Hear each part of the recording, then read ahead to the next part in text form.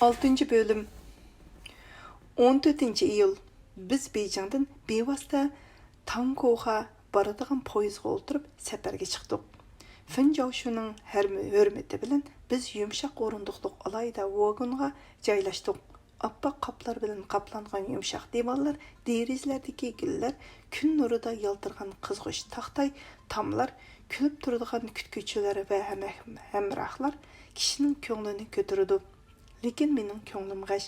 Xuddi Beyjingda bir muhim narsam unutilib qolgandek kaynimga qayrilaman va noiti miskinlik bilan xiyol suraman.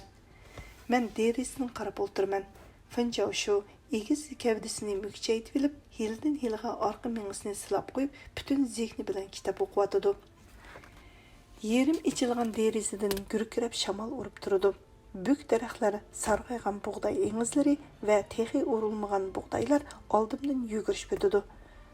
Burnimga o'rilayotgan mezilik puraqlar Ili vodisidagi yurtimni men naqshi aytib, sho'x suvlarga paqam aytib, shoxloq daraxtlariga yomishib cho'ng bo'lgan yezamni eslatdi. Lekin men nimalarni o'ylamay, go'zal ay xiyolimdan neri ketmaydi. 16 may kuni edi. Oxirgi qitim go'zal ayning yotig'iga bordim. Rastını isam seginish, talpinish, mağa kuch va jasurlik ata qildi. Men heliqi mashquyning ishkini qaqdim. Güzelayning Ching Jinlay kiring degan tonish va yiqimli ovoz anglandi. Uning ovozida bir xil xushallik va hayajon bor edi. Men baxtdan kulimsiradim. Lekin qiz ishkini ochdi-da, chiroyi qog'ozdek oqadi. Qalpoqlari sinki bergandek ko'kadi. Siz xafa bo'lmang. Buningdan keyin meni izlamang, dedi u yashanqirab turgan ko'zlarini mendan qochirib. Men nima qilarimni bilmay qoldim-da, duduqlanib. Raqibning siz to'g'riliq menga yozg'ini rasmi emsa? Qiz ajablanib so'rdi. Nima rasmi? Bu yil yoz raqib bilan to'y qilishga. Nima? U to'y degan, dedi qiz asabiylik bilan inchik qoshlarini yimirib. Beshimni qaydirmanglar-chu. Men sizga dedim-ku, nemish tushunmaysiz. Men sizin o'zimni qochirmoqchiman. U shundoq dedi-da, derizaga qarab turib oldi. Xayr amsa, salomat bo'ling. Putlarim tosh bog'lagandek ig'irlashdi. Butun bedenim cheksiz horg'inlik his qildi. Yo'q, muhabbat meni mangu qiynavermaydi. Men sen qizning kulkangni, o't yinib turgan baxtli ko'zlaringni ko'rmagicha qadamimni to'xtatmayman. Chunki bu meni qiynayotgan tunji muhabbat deb o'yladim. Tonish orchiga yo'linib birdan turdim. Ichimda royal ovozi anglansa, ishning bitgini. Navoda jimjitlik bo'lsa, umu azob ichida baxt izlayotdi, dedim o'z-o'zimga. Yarim soat o'tdi. Royal va naqshi ovozi anglanmadi. Men usti qohishlik darvozadan chiqib etib, kaynimga qayrildim. 227-nomerlik uyning balkoni eshigi qiya ochilgandek, Güzelayning beshi g'ilpal ko'ringandek bo'ldi. Sezgilarim meni aldayotamdi yoki poyezd silkinib to'xtadi. Finjao shu ko'zoynagini surtib etib menga 2 soatni xiyol bilan o'tkazish qanchalik cho'ng ziyon, dedi rostila xafa bo'lib. Tango vokzalidan avtobusga o'ltirib, dengiz bo'yiga, limonga boradigan bo'ldik. Yomg'ir shunchalik yog'diki, men kunlik ostida Finjao shuni qo'ltiqlab olganligim uchun menga tonish kulkining egisini ko'ra olmadim. Har xil kunlik tutgan yomg'irlik chapan kiyib olgan bejingliklar qator avtobuslarga qarab qistilishib yugurishmoqda. Ularning hammasi Beyjingning tinchqi va tomuzg'a ovozidan qochib, dengiz bo'ylariga panoh izlab mengishgan studentlar, kadrlar, ilm-fan xodimlari edi. Men qumliq dengiz qirg'og'ini dasib, lingildab turadigan shodi bilan Finjao-shini qo'ltiqlab, safar sumkalarimizni tasdi ko'tarib, Changjang markali paraxodga chiqib ketayotganda, heliqi tonish kulki yana anglandi. Lekin bu tor, g'iltang shodidan keyinga qayrilish va to'xtash mumkin emas edi. Yo'q, sezgilarim meni aldayotsa kerak. Güzelay bu yerda nima qilsin deb o'yladim. Paraxodning zal ishkini dasib etib shundoq bo'lsa-mu, yuklarni zalga qo'yib kaynimga qaradim. Vodaklik tarib palubaga chiqib qizni oqtirmoqchi bo'ldim. Lekin saqchilar meni haydab kirgizibdi. Biletlarni kutkuchilarga ko'rsatdim. Bir kutkuchi qiz qo'llarini shiltib, "Tez meninglar, 2-darajali karvat yuqorida", dedi vaqirab. Biz yotqimizga o'rlashdik.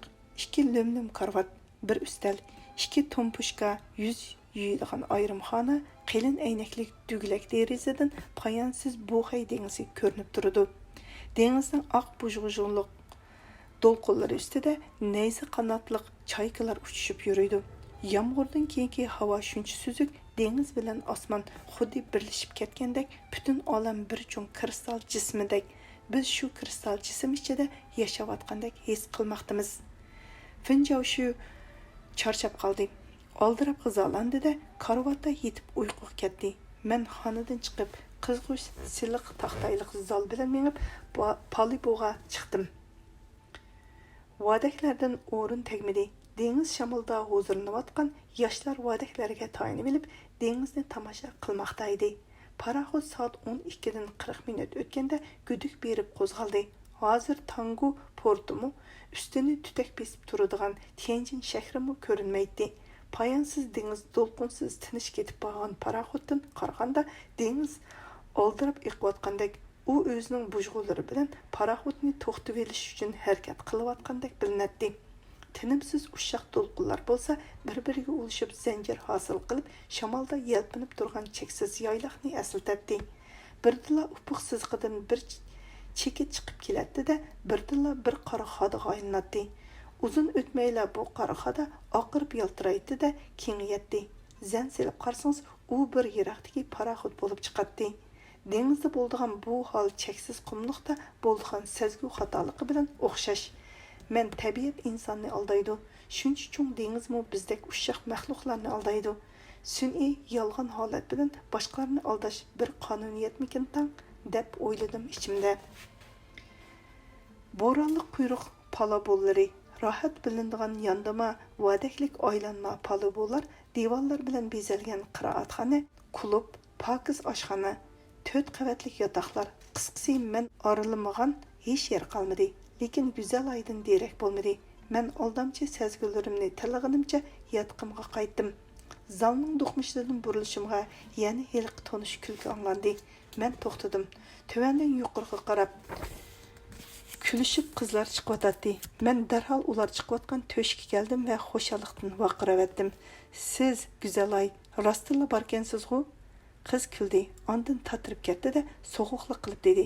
Ha, Görge saldı, lekin bar, biz texi. Yataqınız, näde bizge yataq, dedi qiz xapu halda. 5-ci dərəcəlik yataq deb bir çoğun görge solab qoydu. O şundaq dedi de paraxod başlığının işxanasına qarab, həmraqlarının keyindən yügürüb ketdi. Mən onu xoş qilish üçün öz karvatimni berishga məcbur. Heç bo'lmasa qizlar yataqıdan onunğa karvat elib berish üçün hərəkət qilishqa aldırdım. Karvat yo'q. Dedi paraxod başlığı mening tushuntirilishimni taqatsizlik bilan anglab bo'lib, u qizlarg'imi degandim-ku, ular bir emas, 3 qizda. Bir amalni qilib heliq Uyg'ur qizg'i bo'lsa-mu, bir karvat tepiladi desam, ular 3 karvat lozim deb unishmayotsa. Paraxod başlığı gap tugidi deganda qilib, kang qanotliq shapkasini qo'liga oldi. Men Töşük tüvelep ahırı vaqtliq yasalgan şotunun uçu görünüp durgan 5-ci dərəcəlik bölümünün düşüdüğün töşüge keldim. Rastilla bir çoğun ambar iken, men şotudan düştüm. Derisi yok. Tegi boğra selingan kang zalga yaşlar tıqmı-tıq jaylaşqan. Birleri ermaş-çirmaş bulup yetişatdi. Birleri olturup qarta oynashатdi. Birleri kitap göretdi. Yani birleri vaqirishib birnimlarni talışatdi. Ularning orasidan tasti yo'l tepib yurib, Güzelayni izladim. Kulrang cho'yin tam to'g'risliq bu ambarda bo'ri ustida 24 soatni to'shqizish qiz bola uchun rostila azobli edi. Men bir bulongda o'ltirgandek joy topdim. Atrofimdagilar menga chaqchaq qilishga boshladi. Dengiz hayvonlari bilan birga ketyapmiz. Mushu turqda tirnoqchilik bir yer teshilsidi, rosa dosh qozonga tushgan bo'lardik. Mavi yerda bir Uyg'ur qizi bor edi. Akula beliqining ovozidan qo'rqib qichib chiqib ketdi. Men kuldim. Yenicha yotgan bir qiz birdilla o'rildi-da meni ko'rib, "Gulini izlab keldingizmi?" deb illiq kulimsirdi. "Ha, o'lsammi bu yerda turmayman. Qancha pul olsimi boshqa yotoq topaman" deb chiqib ketdi. Jafoga chidamaydi. Puli chiq, noyit nozuk, lekin intayin aqlliq. Men o'rnimdan turdim. Hamma yer yoshlar bilan to'lgan. Denizin şaqqırışı, şamalның piştek çelişi, yaşlarının quv çuvuları bilan qo'shilib, quloqni pittiradigan zo'r ovozga aylangan edi. Men yana qavatma-qavat aralab yurib Güzelayni izladim. Mana axir uni paraxodning eng shamolliq yeri, quyruq palubosining vodigaga yo'linib turgan yerini topdim. Dolqinlar paraxodga qahri bilan urilmoqda. Ko'rinmas qo'llari bilan paraxodni tuvanga tortayotgan, kayniga silkayotgan tegi yo'q yeshil qaynam g'azab bilan chirqirmoqda. Dengizda shamol ko'tarilgan, yeshilga moyil suv o'rkash yasab, oq qirg'oqlar bilan u yer bu yerda tam paydo qilib tavranmoqda. Bu tavrinish odamda go'yo butun jahon tavrinayotgandek bir uqum paydo qildi-da, dahshat vahimidan odamning ko'ngli aylandi. Güzelay meni ko'midi. U qo'rqinchli hamma nimani yutib ketishga urinayotgandek ko'rindigan maysarang dengizga qarab, o'ng jayniki bilan salasonga tayinib xiyol surmoqda edi. Men uningdan 5-6 qadam neridagi salasonga yo'linib turib, uningga qaradim. Uning kulrang shamolliq chaponining ikki beshi chayka qantidek keng kerilgan, chuvilgan qora chachlari hozirla beshidan yulinib ketadigandak zarbi bilan yelpinmoqda. Uning xumor ko'zlari yerim ochiq, omoq lablari him yumilgan edi. Men uchun sehrlik va atvorliq bo'lib qolgan bu gavdiga men zo'q bilan qarab, yarim soat jim turdim va o'z-o'zimga savol qo'ydim. Savollarga javob izladim. Sening vujudingda o'zingni uyatdan himoya qilgudek kuch qoldimi? Muhabbat uyatni bilmaydi. Sen sap muhabbet uchun shuncha zehning va vaqtingni sarf qilyapsan. Sen buni nima bilan isbotlaysan? Avu qiz shu turqida jazmanki seni o'ylayotdim. Sening uchun qo'shimlari turilib, lavlari purishyotdi. U hozir sening oyog'ingga yiqilishga tayyor, lekin vujudiga singan mag'rurligi buning yo'l qo'ymayotdi. Mening savollarga javob berishga taqatim yo'q. Navoda bir qora kuch shu tapda qizni ashu dahshatlik maysarang dengizga tashlasa, men hech ikkilanmay kaynidan sakrayman. Uningsiz hayot menga lazzatsiz. Bir chaqlarda men bu qizdan o'zimni tortatdim. U hozir mening uchun farishta va kam kutisi yo'q go'zallikning ulgisi. Men bu qizni yaxshi ko'rib qilishdim, o'zimni mudofaa qilish uchun qanchalik kuch sarf qildim, lekin foydasi bo'lmadi. Dastlab uni mensimadim. O'zimga ishondim. O'z hissiyotlarimni muhabbat emas, balki erlik jinsiy talabning sadosi deb parvosizlik bilan aybladim. Lekin yuragimda bir yoshirin o't yeniyotganini keyin bildim. Qizni o'ylaydigan, seg'indigan, xiyolimda mung'dashadigan, kelgusi hayotimni uning bilan birga o'tkazishning yo'lini izlaydigan bo'ldim. Menga aram bermayotgan bu kuch muhabbat ekanligiga iqror bo'ldim. Qizni ko'rganda burunqidek chaqchaq qila olmaydigan, erkin so'zlay olmaydigan bo'lib qoldim. Kunlar o'tish bilan men hissiyotimga taslim bo'ldim. Uningdan o'zimni qochirish, saskandirish uchun uning ayblarini izlashga urinishlarim bekor bo'lib chiqdi. Mening mag'rurligim, naqshi aytib, o'zimni beparvo xo'shal tutishlarim yasalma narsalar ekanligi osonla ma'lum bo'ldi. Badanimda yasalma narsalarning borligini bilish bilan mening uchun azobliq, badanimda meni muhabbatdan saqlab qolaligidek kuch qolmaganligi ajab qo'rqinchli, ha? Güzelay men tarafga burildi-da, artistlarga xas sezgurlik bilan o'zini beparvo xo'shal ko'rsatishga urinib kulimsirdi. G'ingshib naqshi aytdi. Men o'yladim, mening azoblarimni u o'yin bilayotgan bo'lmaydi. Uning xiyoli, raqib va uning puli bilan balkim. Rostla shundoq bo'lsa, men bu arzimas qizga nurg'un narsa sarf qilib atgan bo'lmamdiman. Güzelay, ha, u menga cho'chib qaradi. Uning ko'zlari yosh, chiroyi to'limi tatrang'i edi. Men uning jaynikiga qo'limni tekkizdim. Uyingizni seg'indingizmi? Ha, seg'indim, dedi u ko'z yoshlarini hil-hil yog'liqi bilan surtib. Men bugun mushu yerda tunayman. Nima degan dahshatlik-a? Yotoq tepilmag'inni. U yotoq uchun emas, balki boshqa ish uchun azoblanayotdi. Uning yuragimi ashu dengizdek tinimsiz do'nqilmoqda edi. Meni bir xil o't va g'ayrat chirmab oldi. Güzelay, dedim bu qitim uning salasini tutib turgan nozik qo'llarini ching tutib. Nemishqa bekorli azob chekimiz? Men mag'rurligimdan qo'l uzdim. Sizmi shunday qiling? Bizga hech to'salg'i yo'q-ku. Nemi deyapsiz? U titrab turgan qo'llarini tortib oldi-da, ketishga aldirab, "Men siz uchun azob chekayotganim yo'q. Men chekyapman-ku." Qiz o'tliq ko'zlari bilan mening samimiy, dardlik va taslim bo'lg'uchi ko'zlarimga qaradi-da, teximni tatirib ketdi va oldimdan o'tib, paluba ustida yugurib ketib qoldi. Men endi uni hech nardan izlab topolmadim. 5-darajalik yotoqdagi sabdoshlari "Nega ketgan tang" deb javob berishdi. Men kechini uyqusiz o'tkazdim. Tang atganda uxlab qoptiman. Finjovshi meni noqidi. "Turing, dengizda kunning chiqqini ko'raman" deydingizku. Yuring, to'piga chiqaylik. 3-qavatning palubasida turib sharqqa qaradik. Saharning sovuq shamili chashlarni uchirtatdi, yuzlarni chimildatdi. Yashang'irab turgan ko'z bilan tinimsiz qimirlab turgan qirg'oqqa qarasangiz, ajoyib manzarani ko'rsiz. Yeyilib yotgan dengiz suyi birdilla yangi o'tdan chiqqan ketmandek yerim qizil, yerim qora bo'lib ko'rindi-da, qizil ko'ringan qismida osmonga qarab sakrashayotgan sonsiz jonliqlardek harakat paydo bo'ldi. Mana bu qizil nur ichida shodlangan dengizning chiqayotgan quyosh uchun chelinayotgan chavakchi qo'llari.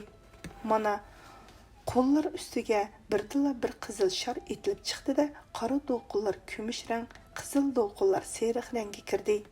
Yolg'iz ufuq siziqi va yupqa bulutlarda qizil, seriq, kulrang, qaramtul ranglar paydo bo'ldi.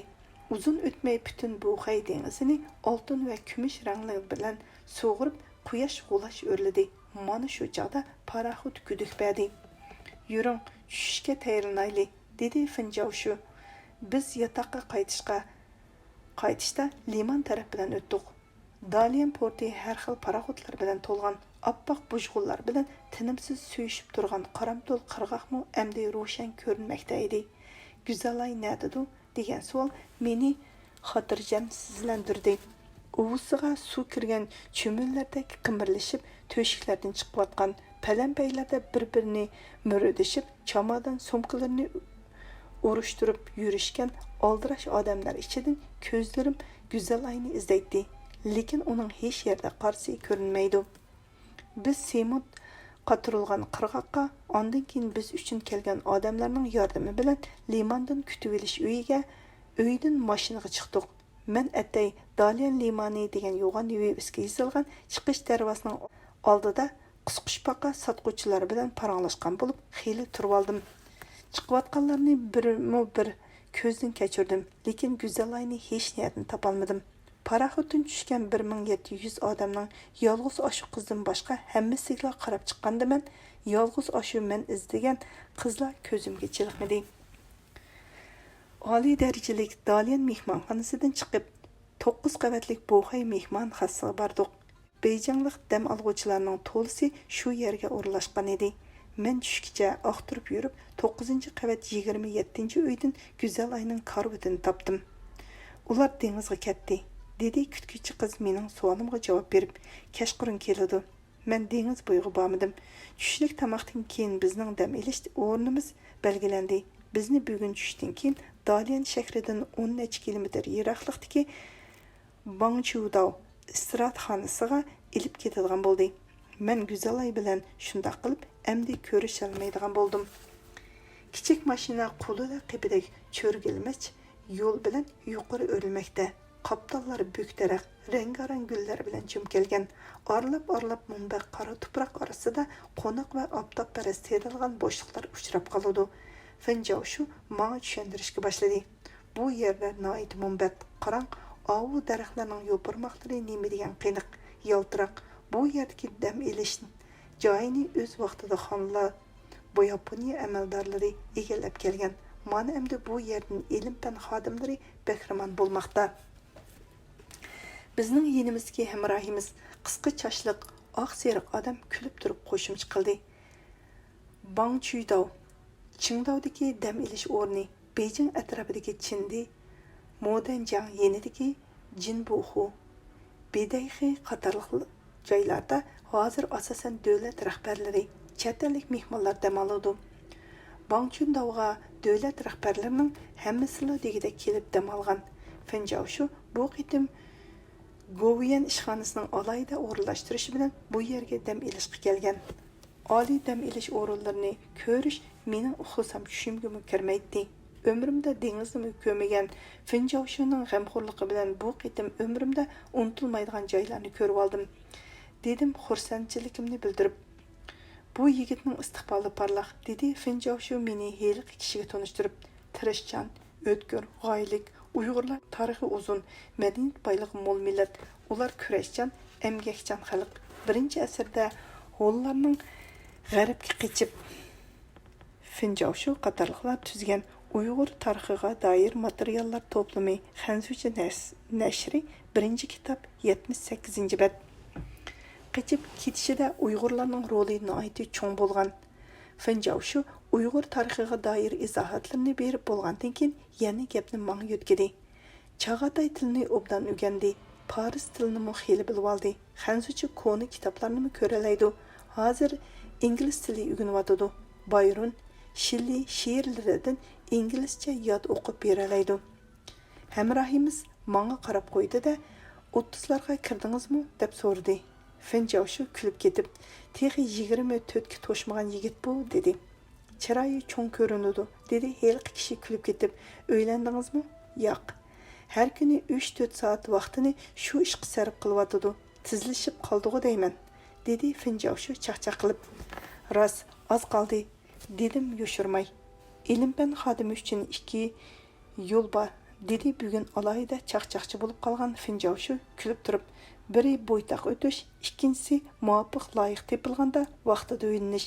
Meningcha yo'ldosh a'la, tezroq o'yinib oling. Siz o'ylaydigan heliqi qiz nerda? Beijingda muzika institutida o'qiyotdi.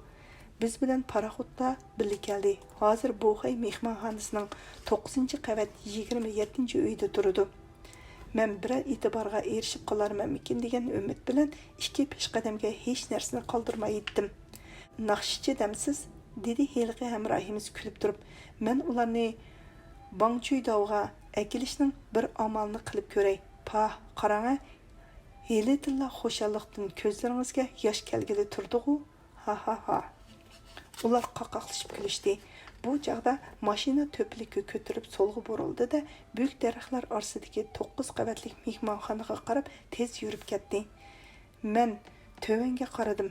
Daraxtlar go'yo bizni mazmut qo'llar bilan bulutga ko'tarayotgandek. Mehmonxona qo'yiq daraxtlarning shoxlari ustiga o'rlashgandek bilindi. To'piga qaradim. Paxtadek oppoq tutak orasidagi yosh qarag'aylar girimsallashib, bir-biriga qo'shilib yeshil eritmaga aylanib ketgandek. Bu eritma go'yo sharq tarafda tum ko'k, tiniq osmondek yeyilib yotgan dengizga qarab eqib ketayotgandek ko'rindi. Mermerdek yaltiraq toshlar, chipar aynakdek yaltiraq yeshil, ko'k, seriq, qatakchi yerni dasab, 1-qavatga zalning dam elish o'rnidagi sofalarga o'ltirdik. Birdamdan keyin kutuvchilar bizni lift bilan 3-qavatga elib chiqdi. Qizil payandozliq zal bilan menib 218 nomerlik yotoqqa o'rlashdik. Yotoqda ozoda 2 lumlum karvat, bir jup sofa, alohida yuyinish uyi bor edi. Siliq va go'zal jihozlar bilan bezalgan yotoqning derisi janubga qarab turadi. Derisining uduli büyük qirg'ayliq tog' qaptalda dengiz bo'yiga qarab tövelab ketgan semot yo'l. Yo'lning 2 qasnig'i orcha, akasiya, yulg'un, shapdul. Serin daraxtlar bilan qoplangan. Daraxtlar orasidagi gullarda qop-qora va noyati cho'ng kepinaklar hozirlanib, horulliq bilan uchishib yurishadi. "Derazadan qara bermang", dedi Finjaushu chaqchaq qilib. "Qizning ismini Go'zalay dedingizmi? Uni bu yerda turib ko'ra olmaysiz.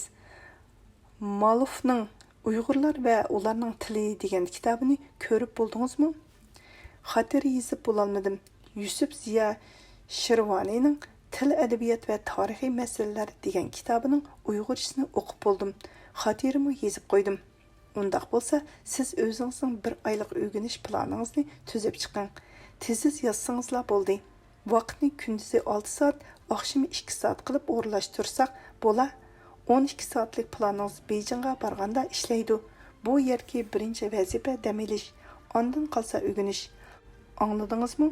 Bayqi odamning sizni 30 necha yoshmi deganini men sizga endi aytib qo'yay. Salomatligingizni asrang. 62 kilo kelman demsiz. Boyungiz 1 metr 70 santimetr bo'lsa, bu nihoyatda moslashmaganlik. Bu yerdan ketganda ko'saydek qaradang. Hech bo'lmasa 70 kiloga chiqing. Atiganliga yugurimiz.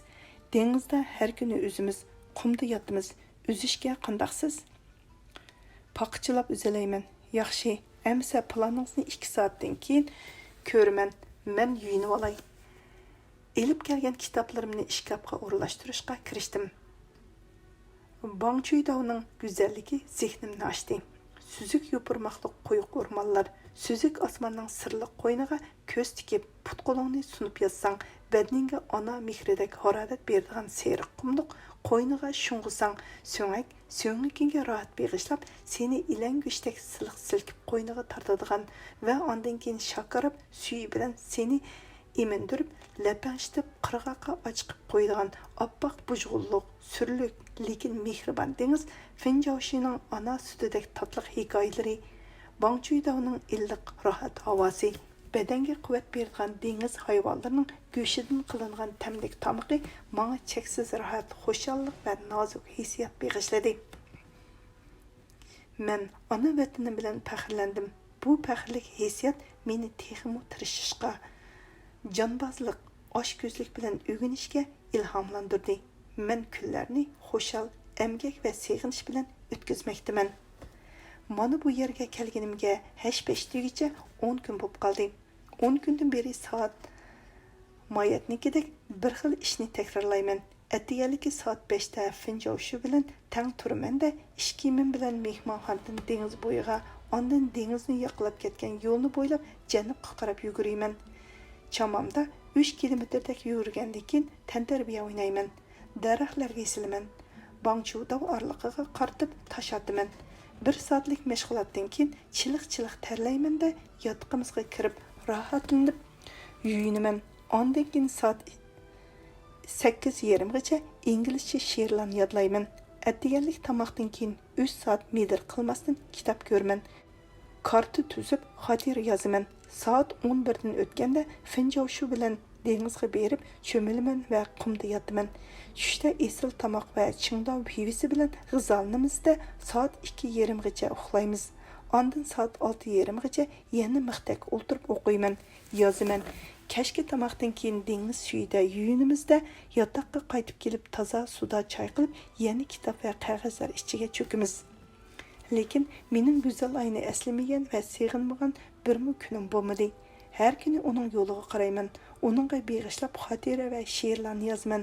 Tang shoirlaridan Li Bei, Liu Yushi, Li Shangyin, Li Helarning chet el shoirlaridan Shakespeare, Goethe, Pushkin, Byron, Finnes, Flower, Lermontov, Yesninlarning Otayi, Sakkaki, Lutfi, Navoiy qatorliq Uyg'ur shoirlarining muhabbat liriklarini hayajonlanib o'qiyman. Taqlid qilib she'r yozaman. Shu she'rimdan biri mundaq yozilgan. Qarayman yelpinib yiroq qirg'oqqa, ufuqdan nigorim chiqsidi deyman. Yuragim puchundi bilmadim ne hol, dardimga har tongda shifo tilayman. Ey illiq mehribon tong shamollari, o'yg'atgan yorimni suyib yuzidan, elib kel qalbining jarohatidan, ko'z yeshi mungzari suygi so'zidan. Bir kuni o'rmon orlab qaytib kelsam, Finjovshu mening muhabbat liriklari yozilgan to'plamlarim bilan qo'l yozmalarimni varaqlab o'ltiribdim. Men endi tani gap anglaydigan bo'ldim deb ansirab yerga qaradim. Finjovshu o'ng qo'li bilan orqa mingsini, so'l qo'li bilan orqa yonchiqligini silab, uyda uyoq bu yoqqa mangdi-da, birdilla menga qarab kulimsirdi. Aldamchi yoshliq, dedi u shoirona hissiyot bilan so'zlab. Kimlarni aldamgan yoshlik bu deysiz? U dunyodagi hamma baxtni sizga ato qilib etadigandak, sizni vasvasiga silib qo'yib o'tib ketadi. Sizning cheksiz baxtga talpingan qalbingizda o'rmon va muhabbatning o'chmas deg'ili qoladi. Menmu Amerikada o'qiyotgan vaqtimda siz o'qigan mushu she'rlarni o'qigan. Ko'k ko'z, seriq chash bir qizga atab she'rimi yozgan. Bu ishning kim o'zini saqlab qola olgan deysiz? Men Marksning muhabbat she'ri yozganini bilaman. Ba'zilar bizni kashkurgacha kitob bilan hab alishidi deydi. Lekin bizningmi qizlarga ko'ygan vaqtimiz, uyqusiz o'tkazgan tunlarimiz bo'lgan. Pushkinning yivigini unigin dostonda eshiq savdosi bor yoshda qerida, söygüning zori yo'q kimning she'rida. Bu misralar ma'nosi bo'yicha tarjima qilindi Abdur degan misralar bor. Siz mening balamga o'xshash. Men ishonchni sizga bog'ladim. Siz hozirgi qadamingiz bilan mangsingiz, yana 10-20 yildan keyin ko'zga ko'ringan ilm arbobi bo'lib chiqa olasiz. Uyg'urlarning yozma adabiyoti, tili va boshqa madaniyat boyliqlari texi echilmagan bir bo'z. Bu bo'zni ichish uchun sizga o'xshash yuzlagan ilm-fan xodimlari lozim. Bu xodimlar bilimga, axloqqa ega bo'lishi, o'z xalqini, o'z ishini, hayotini qizg'in so'ydigan bo'lishi lozim. Sap muhabbat hayotni so'yganlikning alomati. Yigit, men sizga baxt tilayman. Lekin yoshlikni qadrlang, ehtiyot qiling, u sizni aldab qo'ymasin. Shunday kunlarning biri menga baxt, cheksiz xushallik ato qilindi.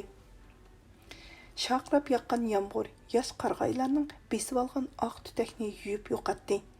Yağmurdan keyin qarg'aylar yaltirab, yo'l bo'yidagi orcha shaptullarning yo'pirmoqlarida marvoyitlarga parladi. Men derazadan tabiat go'zalligini tomosha qilib o'ltirib, tosh yo'lda ketayotgan qizlarni ko'rdim. Ular tog' gullaridek yasinib, kiyik balisdek chaqqan qadam bilan dengizga qarab ketayotdi. Men tonidim. Bular muzika institutining naqshchi qizlari. Avu o'tirsidagi zilva bo'yinlari yomg'irdan keyingi oq bulutdek ko'ringani go'zal edi. Men sirtqa qarab yugurdim. Birinchi qavatda meni heliqi bizni boshlab kelgan odam tutib oldi. O'tiring, dedi u meni sapoga taklif qilib. Men sizga xush xabar aytaman. Siz izlagan qiz bugun mushu mehmonxonaga keldi. Ularni kashta o'tkazilgan kechilik taklif qilib akeldik. Usigansiz pivo iching. Men o qiz bilan yo'lda ketib etib, siz to'g'riliq so'zlashdim. Sizning ismingizni tilga olganda, u xuddi oltin halqasining yoqut ko'zdek qizirib ketdi. Baxtli bo'ling, yosh yigit, rostla ajoyib go'zal qiz ekan. Men Shinjonga bormagan, lekin sizlarga meningda yaxshi niyat, qarindoshlarcha muhabbat bor. Men o'rnimdan turib etib, uning qo'llarini chingsiqdim. Hech narsa bilmagan bo'lib, dengiz bo'yiga keldim. Qizlar dengiz suyida suv ichishib o'ynashayotdi. Güzelayning ikki do'sti hadab suvning cho'nqur yeriga tatmoqda va uningga suv chashmoqda. Güzelay oppoq, nozik bilaklari bilan qisqa suv uzish kiyimi yepib, ketalmagan sutdek oq gavdasini mudobiya qilmoqda edi. Men ularga yiqilishni loyiq ko'rmadim-da, nerda höpüldab issiq chiqib turgan o'rmon chetida zo'q bilan qarab o'tirdim. Qizlar oq g'az bolalarga o'xshash vaqirishadi. Kunliklari tegida birdam yetib qo'yib, yana suvga yugurishadi. Ular bir chaqda shimol tarafdagi tog' qaptilga yugurishni va uzun o'tmay kiyinishib, men tarafga qarab minishdi. Men ularni ko'rmasga selib kitob o'qigan bo'lib oldim. Yurkim bo'lsa ko'kragimga patmay tepirlaydi. Mana ular kulki bilan oldimga keldi va tangla vaqirashdi. Shu, ha, men yaxshimisizlar? Men qizlar bilan qo'l elishib ko'rishdim. Güzelayning chiroyida heliqi sun'iy takabburlikdan asarmi qolmagan. U o'diqib, tatirib turib, menga qo'l uzatdi-da, laylidek qizirib yerga qaradi. Ikki xansu qiz qaqoqlashib, kulishib, bir-biriga Güzelayni ishorat qildi-da, o'rkigan bo'janlardek yugurishib mehmonxona tarafga ketishdi. Men Güzelayning qo'lini qo'yib etmadim. Atrof jimjit, qo'yiq o'rmonlar bizni o'z bag'riga chillamoqda. Qara mahmaldek yaltiroq qora kepinaklar atrofimizni aylanmoqda. Men Güzelayni qo'ldan tutqunimcha mehmonxona tarafga emas, tuvallab ketgan boshqa bir yo'lga boshlab mangdim. Qizning qo'llari titramoqda. Men nima deyishimni bilmay, o'n-tinsizla uni qo'ltiqlab, ushshaq barmoqlarini o'ynab ketib borman. Qeri qarg'ayning yeniga borganda, uning qo'llarini o'tda qizg'irlik bilan so'ydim. Qiz mag'dur siznib menga yo'landi. Men uni bag'rimga bosdim. Bütün orman, muhabbet ve kızgınlıkımni kuchga aylantirib, uning bo'yin, chosh, quloq, keyin bo'lsa issiq lavlari va xumarlashib turgan cho'lpon ko'zlariga osh ko'zlik bilan so'ydim.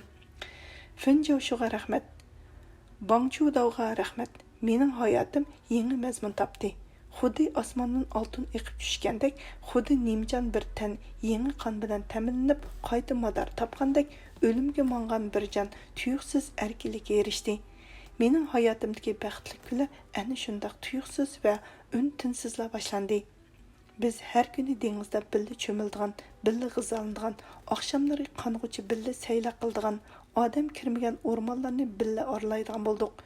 3 kun xuddi 3 minutdakla tez o'tib ketdi. Xo'shlashadigan kuni men uni bag'rimga besib turib, beshini siladim. To'y qilayli dedim yoldirib, meni xotirjam qilish uchun ma'quldang. U beshini ko'kragimga qo'yib yig'ladi. 8-oyning 21 kuni biz dam elishni oxirlashtirib Beyjingga qaytib keldik. Shu kuni Odilaning xati qo'limga tegdi. Odila tinish amonlik so'ragandan keyin monolarni bezibdi. G'olib yigit, sizni tabriklayman. Güzelayning yozgan xatini qo'shib avatdim. Aytib qo'yib yurmang yana. O'qib bo'lib o'zimga avatib bering. Bu xatni mana amsa deb raqibkamga ko'rsatdim. Tova, u odamning ko'ngli qorliqini bilmabdikanman. Bu yoqda meni aylantirib, u yoqda do'stimga muhabbat xati yozib yurganni qarmamdigan. Puliga ishinudi-da, bo'lmasa ko'rangligidek nemisi bor, o'zimni bir pavoz qapoq xomkovadek sedan bir odam. Güzelay uning xatlarini menga avatdi. O'qib bir kun yig'ladim. Menmi u odamning chiroyli gaplariga ishinib, sap bo'lsinmi, bilimsiz bo'lsinmi, mansibi, puli borkan-ku, bo'ptila, turmush qursam quray deb o'ylab, nimani desa ma'qul deb beribdiman. Uning meni amak uchunla o'ynatganini, asyadi do'stimda ekanligini nadim bilay. Rosa yig'lab bo'lib, yuziga tukuray deb yotqiga kirdim.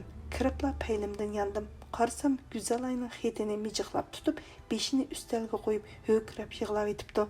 Tova xudoyim, qiz bola deganni ajabmi ojiz yotibdi ekan, to'xtang. Yana ichim og'ridi. Beshini siladim, ko'nglini yasadim. U meni yana quchoqlab bir talay va'da berdi. Uning va'dasiga ishonmayman, ammo er kishining ko'z yoshi qiz bolani o'ng'ayla ishontirib qo'ydi ekan. O'tgan ishqi salvat, xafliqim ko'z yoshim bilan tugagan o'xshaydi. Baxit raqibdan keldiganlarga bo'lsa mayli. U baxt azroq bo'lsa-mu, rozi bo'lgan o'xshayman. Güzelayning xetini unutmay qaytarib eting. Bo'lmasa xafa bo'lman. Sizga baxt va salomatlik tilayman. Salom bilan Odila. 1960-yili 8-oyning 14-kuni. Eskartish. Lanjuda ocharchilik eg'ir. Sizga xalta qila olmadim. Xafa bo'lmang. Men Güzelayning xetini havas bilan o'qimoqdaman. Salom Odila, qanday ahvoling? Yozliq ta'tilni yaxshi o'tkazdingmi? Nemishqa Shinjongga bormiding? Avvalo bormayman degan bo'lsang, men hech nega bormagan bo'lardim. Ikkimiz ta'tilni Beyjingda o'tkazgan bo'lardik. Qimmatli do'stim, men mushu kunlarda mas bo'lg'ili bir oydak bo'ldi. Undaq desam kulmay yana. Rasla yoki uyqum kelmaydi, yoki qo'ygan tutqunimni bilmayman. Men muhabbatning bunchalik mas qilg'uchi kuch ekanligini bilmabdikanman. Kitoblardagi yigit uchun o'lib olgan qizlarni ko'rib yerginatdim. Ularni ahmaq sarangdaydim. Endi bildim, ular pok va oliyjanob ekan. Qimmatli do'stim, meni tabrikla va zanglik qil. Men oxiri a'loga taslim bo'ldim. Mana shuning bilan o'zimga baxt va azob tepib oldim. Baxt deganim u meni jinnidek yaxshi ko'rdi ekan. Men buni bildim. Ana shunday yigitni uchratganim uchun o'zimni baxtli hisoblayman. Azob deganim uni o'ylamagan, uning bilan xiyolimda mungdashmagan 1 minutmi vaqtim yo'q. Sen bilasan-ku, men uni Lanjudala heyliq oqshimi Xuanxi daryosining bo'yida yaxshi ko'rib qolgan. Lekin rost sirimni aytsam, G'uljidan Urumchiga kelib etib, Vutayda tunji uchrashgandila a'lo mening diqqatimni qo'zg'agan. Lekin uning ko'k xodani chopini, putidagi cho'xi mening xilim emas ekanligini ko'rsatgan. Shunga o'zimni uningdan yergandirish uchun uningga dushmanlik bilan qaragan edim. Lekin qiyirishqandek uning bilan bir maktabda bo'lib qoldik. Ko'ngilga tushgan tugishning yashmak tas bo'ldi. Mening yasalma qiliqlarim meni qiynadi. Men oxirin uning xodani chopinig'imi parvo qilmay uning bilan yaqin bo'lishni xohladim. Shunda qilib o'zimga orom topmoqchi bo'ldim. Lekin menda rostla muhabbat tuyg'usi uyg'onganini ko'rib, u o'zini qochirishga boshladi. Bu ish menga haqorat va kamsitish bo'lib tuyuldi. Men onundan intiqam ilish ko'yiga tushdim. Adila, biz qizlar kaltıpam keldikanmiz. Öz baxtimizni yigitlardan izlaydikanmiz. Meningcha baxtli qiz yaramliq yigit tepish bilan baxtlik hisoblandi. Yaramliq yigit degan qandoq bo'ladi? Mencha seni va do'stlaringni jalb qilgudek chiroy va qomat. Ondan seni boshlab mang'aligudek aql va bilim. Uningdan qolsa seni xush qilolgudek pul va mardlik. Mushu 3 shartga to'lgan yigit qizlarni baxtli qila oladi. Ba'zilar axloq, ba'zilar samimiy sodiqlik deganliklarni mo shart qildigan. Meningcha bu narsa ikkinchi shart bilan hal bo'ladi. Ala ashu 3 shartning ikkisiga to'ladi. Lekin u kambag'al va piqsiq ko'rindi. Men Xuanxi bo'yida uni yaxshi ko'rib qolgandan keyin yurib baqsam qandoq bo'larkin, kerak 3-chi shartga to'ldigan biri uchirganda bir gap bo'lar deb soddilla o'ylagan. Lekin keyinchi bildim, u kambag'al bo'lsa-mu mard yigit ekan, ko'ngli tuz, muloyim ekan. Endi ikkilanmasdan uning menga talab qo'yishini kutaydigan yerga kelgan edim. Biroq sen bilsan, u kutgan yerimdan chiqmadi. Meni kim xolmasin? Men har qanday yigitni birli qarab o'zimga qartalayman. Men sana maqtanib qo'yay. 16 yoshimdan tortib, mushi 20 yoshimgacha menga talab qo'ygan, xat yozgan yigitlar 20 dan oshdim. Men hech qaysiga ma'qul javob bermadim. Endi A'loning ko'ziga ilmig'imni ko'rib azoblanmay tura olamdim. Beyjingga o'qishga manganda yo'l bo'yi ko'z yishim qurmadi. Beyjingga beribmi har kuni oqshimi yig'ladim. Bularning hammasi ashu A'lo uchun bo'ldi. Men uni Beyjingga o'qishga kelgandan keyin nech qitim ko'rdim. U bir qitim Wang Fujining uduldagi chimmanlikning pakar vodikida xiyol surib o'tiribdi. Avtobusda ketib etib ko'rib qoldimda, shu kuni kech kirguncha sarangdek ochiqlanib yurdim va oqshimi qattiq yig'ladim. Bir kuni qarsam u derizamning yenidagi orcha yinida xiyol surib turmamdi. Lag'ildab titrab ketdim va azoblarimni san'atga zo'rlab royal chaldim, naqsh etdim, lekin ko'z yoshlarimni uningga ko'rsatmadim. Mening xohishimga qarshi u mashq uyimga kirmadi. U ketgandan keyin tuvanga tushib, uning mang'an yo'llarda maqsadsizla azob bilan uzoq mangdim. 6 yakshanba ana shunday o'tdi. U keladi, kirmaydi. U ketgandan keyin men o'zimni balkondan tashlagandek bo'laman. Oxir u bir yakshanba kuni tapsida paydo bo'ldi. Navoda u kirgan beti meni quchoqlagan bo'lsa, rostini esa mening qarshilik qilgudek holim qolmagan. Men behush holda uning quchoqida yotgan bo'lardim. Lekin undaq bo'lmadi. U keraksiz va ortiqcha gaplarni qildi.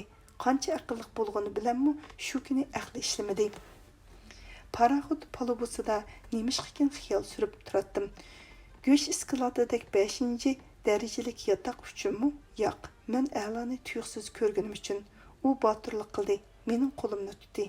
Men shu chaqda uning menga chin ko'nglidan berilgan nurg'un azob va seg'inishni beshidan o'tkazgan yigit ekanligini bildim. Men shuncha so'g'uq va beparvo ko'rinishga tirishsam-mu, u mening uni yaxshi ko'rdiganligimga ishongan edi. Men uning sinchi va aqlli ekanligiga qoyil qoldim. Qaysi kuch meni qechishga majbur qildigan palubu bo'ylab qochdim va yotoqqa kirib o'zimni tashlab yig'ladim. Bu qitim azob bilan emas, balkim baxtdan yig'ladim. Qimmatli do'stim, u hozir mening jinim bilan barobar. Uning uchun jinimni taqdim qilishga tayyorman. Uning har bir so'zi mening uchun ruhiy ozuq, eng go'zal naqsha, yiqimliq muzika. Uning qora ko'zlariga qarab, qo'yiq sochlarini silab o'tirishim cheksiz rohat. Uning qo'li badnimga tegsa, vujudim o'tdek qiziydi. Yuragim chekilgan toridek titraydi. Uning mehri muhabbat sharbati temib turgan lavlarichu qilliq qildim. Meni behush qilg'uchi bir sirliq kuch. Uningsiz o'tgan kunlar mening uchun cheksiz azobliq va qorong'u. Muhabbat, baxt deganim mana shu. A'loni ko'rmagili 2 hafta bo'ldi. Ko'zim uning yo'lida, tilim uning nomini zikr qiladi. Yuragim uning nomi bilan urib turadi. Ba'zida A'lo degan ismni qo'ygan ota-onalarga rahmat aytqim keldi. Chunki bu ism hamma ismlardan go'zal, yiqimliq. Qimmatli Adila, menga kelgan nurg'un pullarni surishtirib yurib, raqib akaning menga 400 yuan avatganligini hisoblab chiqdim. Yenimda pul yo'q. Halqam bilan qo'l soatimni setib, dadamdan pul aldırıp ikkiga bölüp төлеп etaman. Men yigitlar to'g'risidagi 3 shartning 3-chisini inkor qilmoqchiman. Ishongin do'stim, sap muhabbatlik pokiz yurakni pul bilan o'lchigili bo'lmaydi ekan. Mening a'larim yaqinda Beijing qaytib keldi. Biz billa rasmga tushib, sana avatimiz. Salom bilan seni qattiq quchoqlab so'yman. Baxtlik do'stim Güzalay. 1960-yili 8-oyning 3-kuni. Men Çalıbula yuyundim ve Alman talman kiyindimde avtobus beketiga qarab yugurdim. Men söyümli qizni bag'rimga besish qoldirayman. Klubning oldiga kelganda Finjovshuning yordamchisi uchrab qoldi. Uning qo'lida telegram bor edi. Men telegramni o'qidim. Telegramida 9-oyning 1-kunidan burun qaytib keling. Maktabda jiddiy ish bor. Til adabiyot fakulteti ishxonasi deb yozilgan. Telegramni yonchiqimga soldimda darvozaga qarab yugurdim. Güzalay bilan telegramni uzoq mulohaza qildik va oxiri Güzalaymi o'qishdan voz kechdi. Biz 8-oyning 25-kuni Beijing bilan xo'shlashdik.